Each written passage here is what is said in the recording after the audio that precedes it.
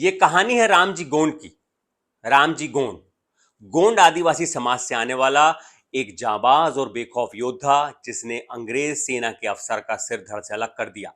रामजी गोंड एक बहादुर और बुद्धिमान नायक जिसने गोंड आदिवासी समाज के जाबाज योद्धाओं की एक सेना बनाई और अपने इलाके में 3 साल तक अंग्रेजों को कदम तक नहीं रखने दिया।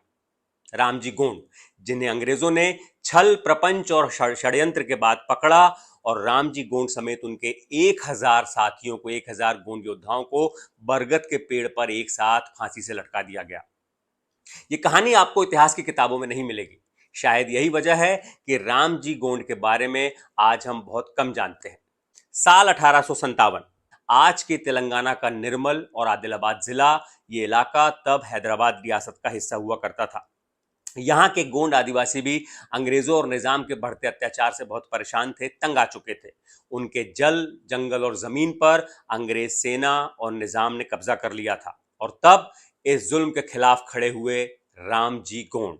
रामजी गोंड ने गोंड आदिवासियों को इकट्ठा किया और उनको संगठित कर एक सेना बनाई। इस सेना में गोंड योद्धाओं के अलावा मराठा, महार और रोहिल्ला भी शामिल हुए। रामजी गोंड जानते थे कि अंग्रेजों से सीधी टक्कर लेना आसान नहीं, इसलिए उन्होंने उनके खिलाफ गुरिल्ला युद्ध छेड़ दिया। अंग्रेजों ने कई बार हमला किया, लेकिन उन्हें हर बार हार का सामना करना पड़ा। अंग्रेज इतने गुस्से में आ गए, इतना झुंझला जाते थे कि वापस लौटते हुए निर्दोष गांव वालों को मारते हुए उनकी हत्या करते हुए जाते थे। लेकिन इस सब के बावजूद रामजी गोंड का किला नहीं गिरा। 1857 से अगले 3 सालों तक रामजी गोंड ने निर्मल और इसके आसपास के इलाकों में शासन किया। अंग्रेजों ने पता नहीं कितनी दफा उन पर हमला किया, लेकिन हर बार रामजी गोंड जीतते रहे। अब अंग्रेजों ने इस लड़ाई को खत्म करने के लिए हिंगोली प्रांत के ब्रिटिश कमांडर कर्नल रॉबर्ट को भेजा। 1860 अप्रैल का महीना। कर्नल रॉबर्ट को खबर मिली कि रामजी गोंड निर्मल के एक गांव में मौजूद है। बस उन्होंने सेना को कूच करने का आदेश दे दिया। रामजी गोंड के पास उस वक्त मुट्ठी भर सैनिक थे और सामने खड़ी थी एक बड़ी विशाल अंग्रेज सेना। लेकिन उन्होंने हार नहीं मानी।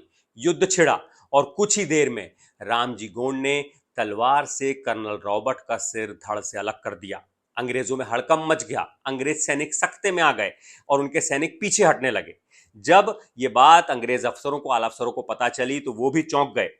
तब अंग्रेजों ने हैदराबाद के निजाम की मदद से और ज्यादा सेना भेजी।